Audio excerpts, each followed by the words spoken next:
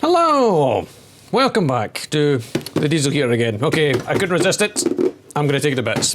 I probably shouldn't, but I'm absolutely taking it to bits.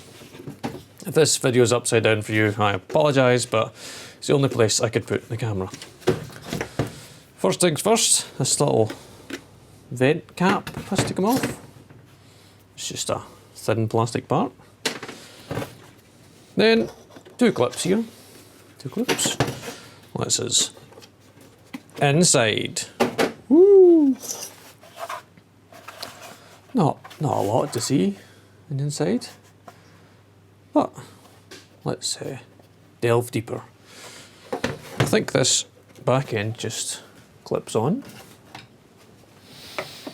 by the looks of it.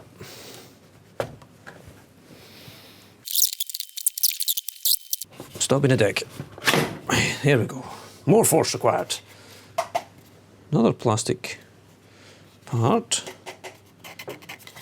Maybe for the hard wearing. Not super stiff, but not too bad. Might be glass fibre reinforced. What's in the bottom? We've got a rubber gasket.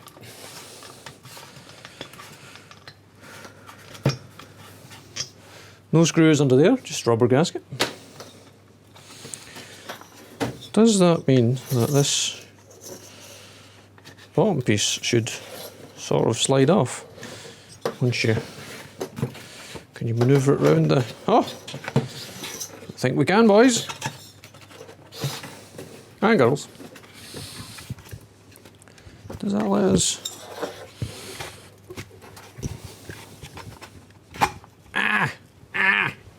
I need them back. Okay, that's all the plastic housing removed. So, we appear to have an impeller fan. Impeller, sorry. Keeping the shot D. Impeller fan.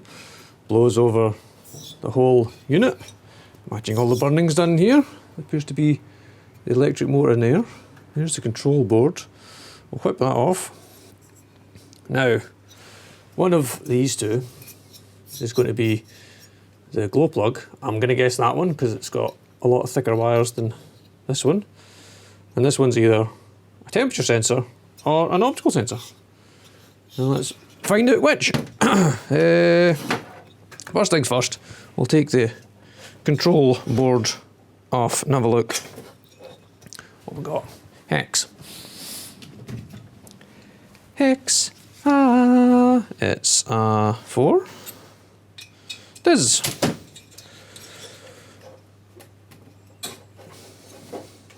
Should have put the oil burner on in the background to heat the workshop up, but I didn't think I was going to be here long enough for it to bother. And it says it's 10 degrees in here, but I did have the other heater on briefly. What we got? That's just a... Oh wait. The lid comes off. Or does it? I deliberately haven't watched anybody else's videos on any of this because I wanted to do it. Oh, okay. There's a... Can you see that bit there? It's like a spring, a two-pronged spring clip. You just push them together and allows you to remove the board. Let us flip it over. I'm not going to pretend like I know what any of these bits are. Would you like me to zoom you in a bit? But that looks like a MOSFET. That might be a relay. That's the plug out to the motor. That's your multi-plug connector, this wire, which has got mains power, control, or fuel pump and the control board. That's the wire out to the sensor. Don't know what kind of sensor yet. And that is the one out to the glow plug, that plug. Okay. Well, let us unplug them for the time being. And this one just comes off as a whole unit. Well, that's good. That means you could replace the whole unit. Right, let's delve further inside. He said, confidently, trying to unclip the board.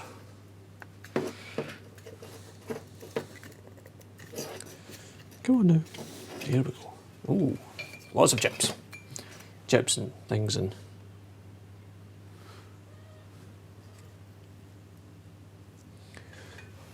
You know what I would do while I've got this out? Probably give this a spray with the, you know, the coating stuff that protects electronics from moisture. What do they call it? I can't remember the name of the coating. Anyway, you know, the stuff you spray on and protects electronics. I would give that a blast, and that'll stop that needing to worry about any moisture ingress, at least on that side of the board. Yeah, so if anyone knows where any of that stuff is, all the best to you. Anyway, that's a control board. Let's just put its plastic house back on just now. And zoom out.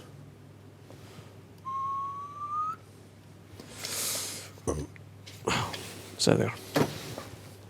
Okay, so let's see what's in here. What we got? It's it's just a temperature sensor. So no optical sensor like it did I saw in one of the manuals. It's just a housing temperature sensor. Okay. Okay, so that means this is the glow plug.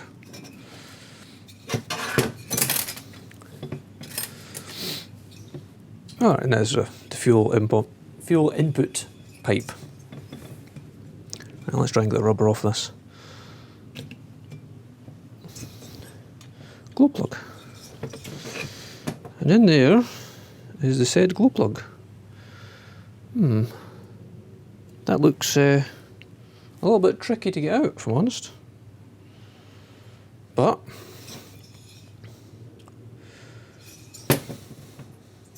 yeah, let's do it. Let's actually open up the housing, see what's inside. Are they the same size hex? Yes, they are. They're on there quite tight, not mega tight. Oh, that's a nasty. Ugh. I hope that's a lock washer that's making that. Yeah, it's okay. I thought it was a horrible thread grinding noise. It's not. It's the lock washer taking a bit of aluminium with it.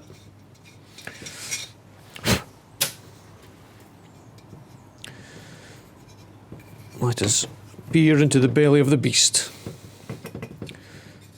Now, some folk have said it's a little like jet engine, not like a self-sustaining jet engine. You know, the ones that require a blower motor like this one to blow inside and keep the combustion process going. It's got a fairly good size housing when you see it. A lot of surface area. I was thinking actually of how to convert this so you heat up water instead of air. And from the Webasto ones, they've got like a heat exchanger. It looks like it blows the hot air on another heat exchanger full of water, and not an air to air on the water heater ones and not the air heater ones, obviously. But let us open this up. A lot of people have asking if it'll burn vegetable oil and waste oil. I imagine it would. But if burning waste oil and vegetable oil is anything like burning in a car, which I've done before in diesel, things get clogged up and dirty pretty fast. So I imagine you'd be stripping this down quite a lot to clean it all. Okay. Let's see if we can... Oh, that was easy. Prise her apart.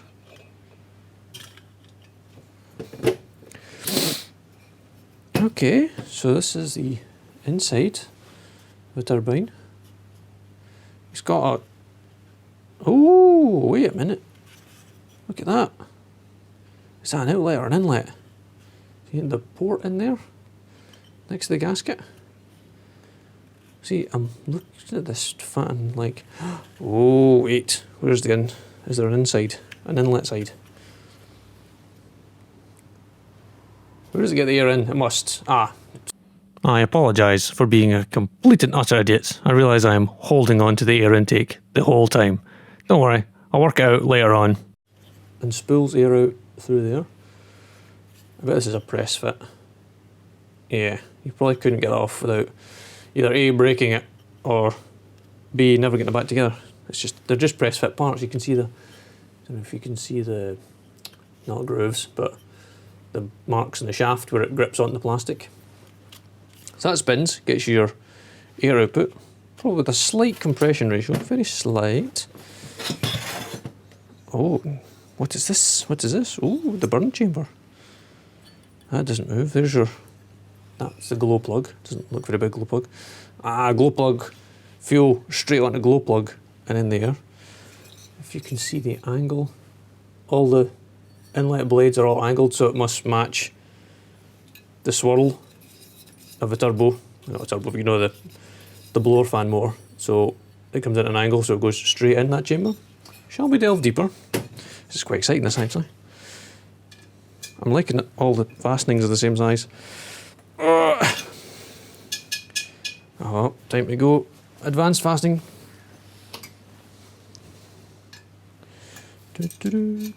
Other way, David.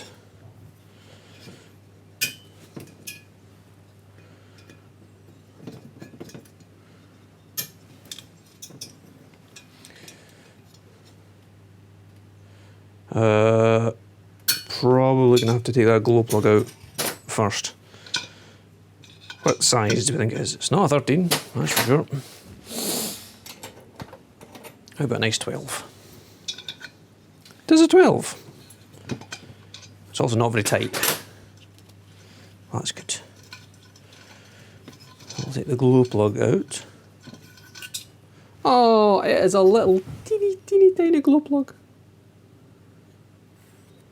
It's also got a part number on it. If I can get in the light for you. J08039. I'm going to have a look online, see if you can buy them. Ah, I presume you can. Okay, glow plug is out. Oh, no. Ah, the fuel, that's clever. Okay, that's clever. So that'll come out with a rubber gasket. That's okay. I was wondering about how to get the fuel line out past the... I'm going to zoom this in a bit. There.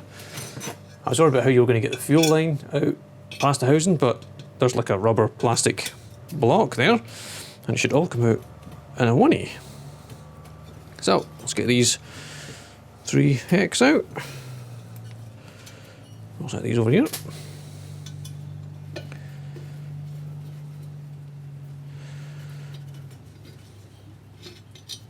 If this is really as simple, complex simple, well, simple if you know what I mean, the actual principle behind it, it means it's, that's why they're so cheap to manufacture.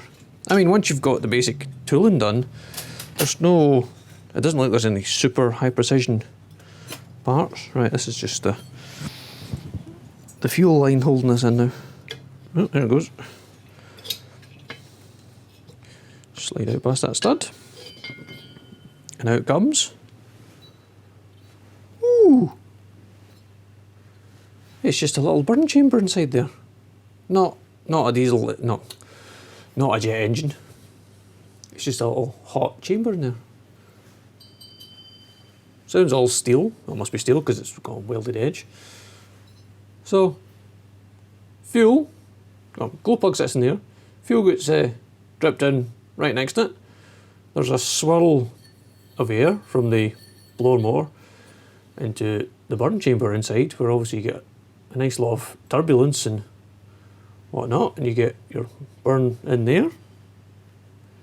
Imagine that'll get nice and hot, you'll get a really nice self-sustaining flame. And then basically, after that, it appears to be just a great big aluminium housing, and the exhaust hole is down here at the back. So this tube will sit obviously all the way inside, so the flame has to burn, go all the way down the back bottom, and then back, and then out the exhaust. Again, as people say, it's not super efficient, but it's also super simple. It's just a massive aluminium heatsink.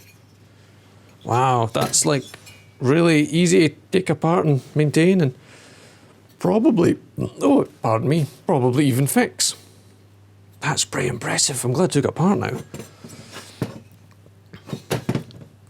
So yeah, even if you did burn waste oil in this and get it all choked to fuck, you could take this apart quite easily and put that in a part washer, or put it all in a part washer, and quite happily have that up and running again. Oh, I've just seen inside the fuel, we'll say nozzle, the fuel air. Can you see there's a very thin, not very thin, very small screen filter in there. So that's probably what's going to get choked up first. Sorry, I was looking at it there with my own eyes. You might be able to get a pick in there and pick that out and give that a clean. But even all the surfaces in this, they're machined. I can see machine marks. There's actual, it's either been CNC'd or lathed. It's got machine marks on it. That's obviously just a welded tube on there, which has been machine welded, because I don't know any humans that weld that well. Actually, there are humans that weld that well, but definitely looks like a machined part. Jesus, that's really simple. That's and that must be the additional air intake. So you've got the air. Can you see my finger? Oh, you can. Your air intake there for. That's not the air intake, David, you plum nugget. Wait, what was I talking about? The air going in there. The air going in there is to cool the motor. You dumbass. That's the air intake for the turbo. Yes, essentially, this is a turbocharger. Inlet, compressor wheel, outlet. What was I talking about before? What a fucking douche float. Idioto. So yeah, impeller motor. You'll have a little fan in there to blow over the motor to keep the DC motor cool. You'll have the main bulk of the air going in the impeller, out the impeller, and over the entire housing. And your air source for the burn chamber is through the bottom, in the compressor wheel, out the compressor wheel, in the housing, swirls round through the burn chamber.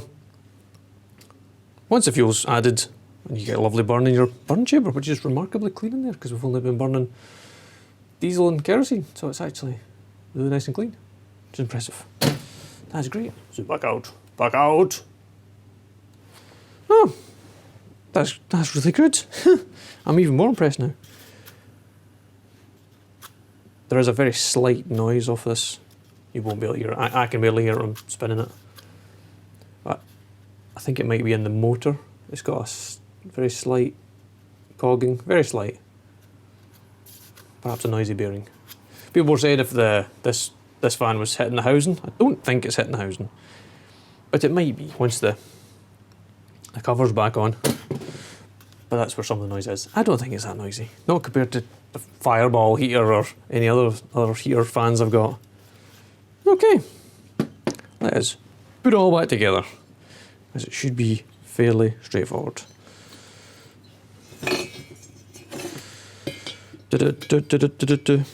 The glow plug's connected to the something. The something's connected to the something else.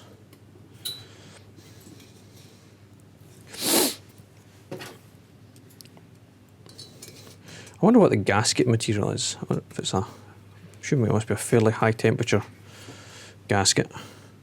Which if you can't get replacement ones, I imagine you could buy sheet gasket yourself and just cut them out, because they don't appear to be super complex shapes. Needs a bit of a bend to get this to go back in, but that's probably just because the fuel line's not sitting exactly where it started. And maybe this rubber bit as well. And this is of course why you start screws, bolts, nuts on all the fastener bits before you tighten anything down.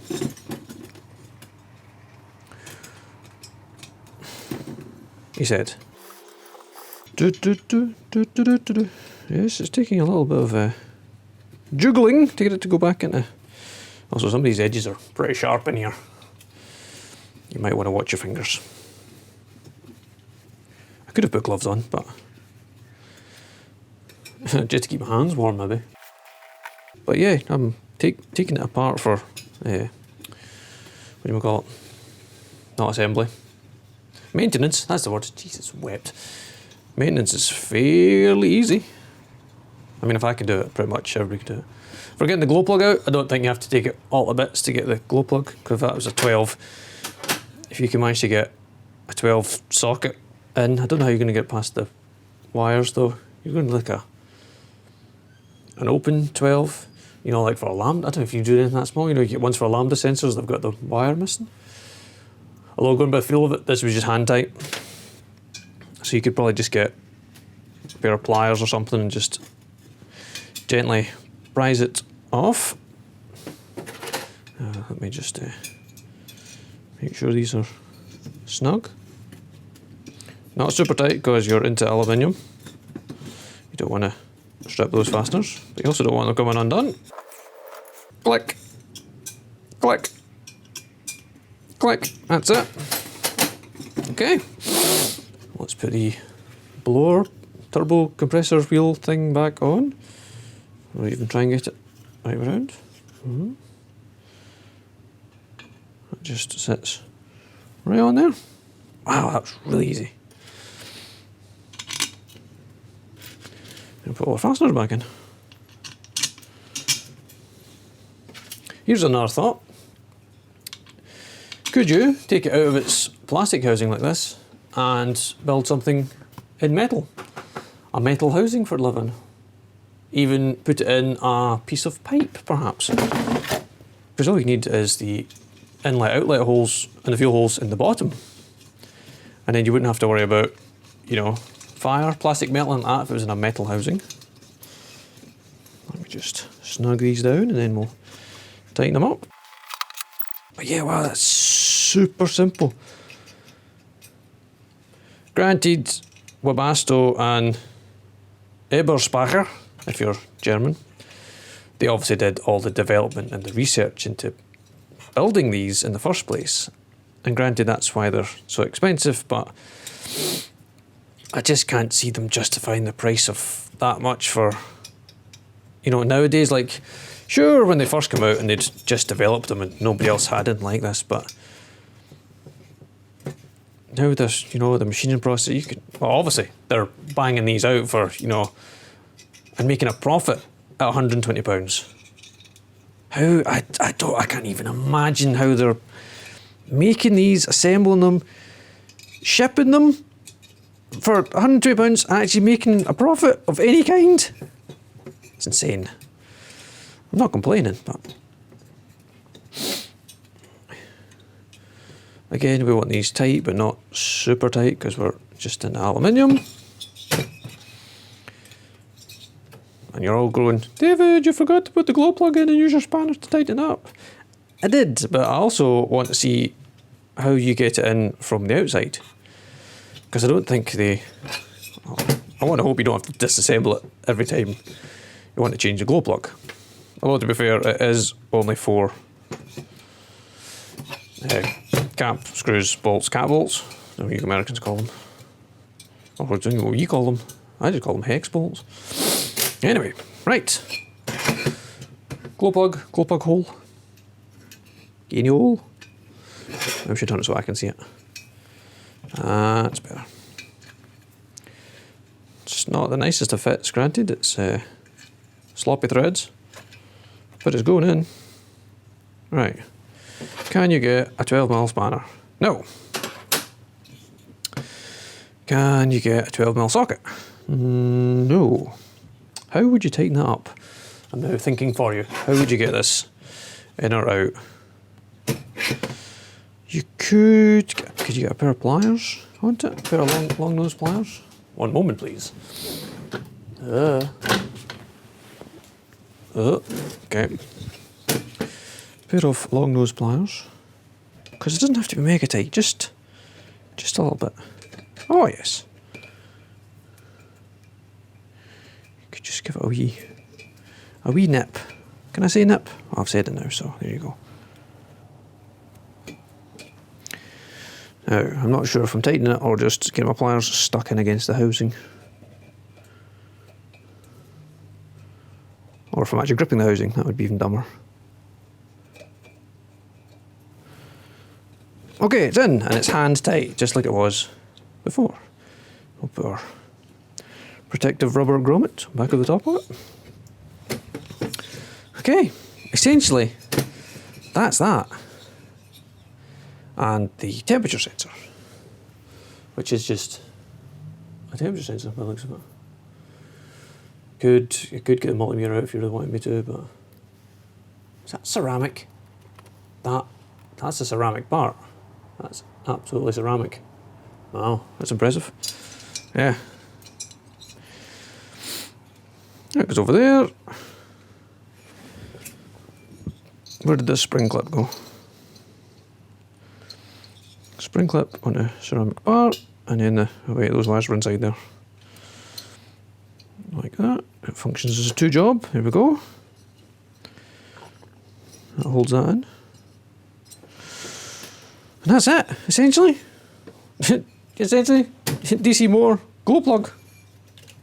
The rest's all just housing. Wow.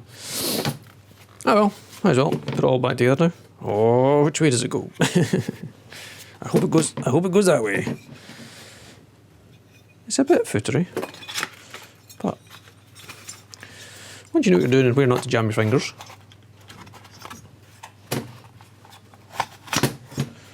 It's reasonably rapid to reassemble.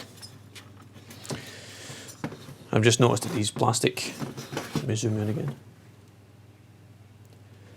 These plastic parts here are the standoffs to stop the fan, not to keep the housing centred in the, to keep the fan centred in the housing, like that. These bits, to stop the fan, stop the unit moving about, which is good. It's good, it's a good idea, simple. See, fan spinning, doesn't hit the lower housing. I'll need to put the top housing on and see if it hits there. Right, electronicals.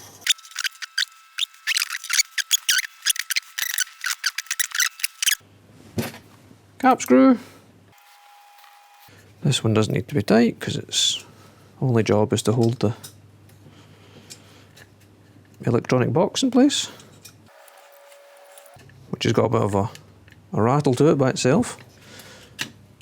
No wires hitting anything. We're all plugged in. Right, top housing on and see if it hits the top housing, like people suggested. It shouldn't. It should, so. Okay. Nope, seems okay. If I put my finger in the hole and spin the thing. Nope, no resistance, doesn't hit it. That just leaves the cap to go back on the bottom. Or back in the inlet, sorry. That's it, ready to go again. Well, gasket in the back plate, but that they'd literally just pop on. Like that, and keep it on the right round. It's good that they've got a gasket on the bottom for a better sealing surface for when you put the base plate on. He said, getting the base plate. That way? No. That way. That gives you a nice rubber surface to mate up against. Oh, there's even a wire there so you can run the electronicals outside if you want to for the fuel pump. Interesting. Anyway, that's it. Back together. Well, I hope you found that as interesting as I found it, because I thoroughly enjoyed taking it apart and seeing how it worked. That's good. What I should do now is, of course, plumb it all back up and make sure it still works now I've disassembled and reassembled it. But I can do that by myself. Thanks for watching. See you later, alligators.